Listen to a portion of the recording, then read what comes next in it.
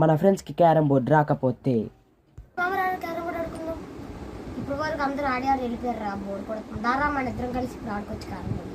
First నీకు ఇస్తాను లేరు, ఎప్పటి నుంచో నాతో క్యారమ్ బోర్డ్ ఆడుతాను అంటున్నావు కదా. అరే నాకు క్యారమ్ బోర్డ్ ఇప్పుడు రాదు. మరి ఇప్పుడు నాకు క్యారమ్ బోర్డ్ రాదనే విషయం తెలిసిందంటే ఇంకా నాకు అందరి ముందు కమ్మేస్తాడే. ఆలోచిస్తున్నా మీరు రా క్యారమ్ బోర్డ్ ఆడుకుందాం, టైం వేస్ట్ చేయక. నేను ఆడను, నువ్వు ఆడుకోరా.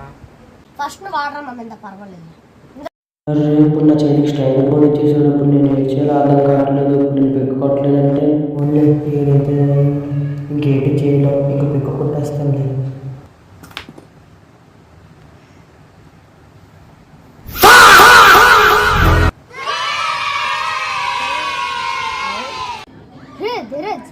ఇక్కడ క్యారమ్ బోర్డ్ ఆడడం రాదురా, వీడియో తీసేస్తాడు కానీ పెద్ద యూట్యూబ్ లో క్యారమ్ బోర్డు కొట్టరా అంటే పెక్క డైరెక్ట్ ఫౌల్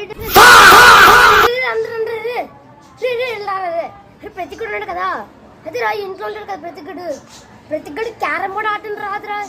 క్యారమ్ బోర్డు ఇలా పెక్క కొడుతున్నాడు స్టార్టింగ్ లోనే.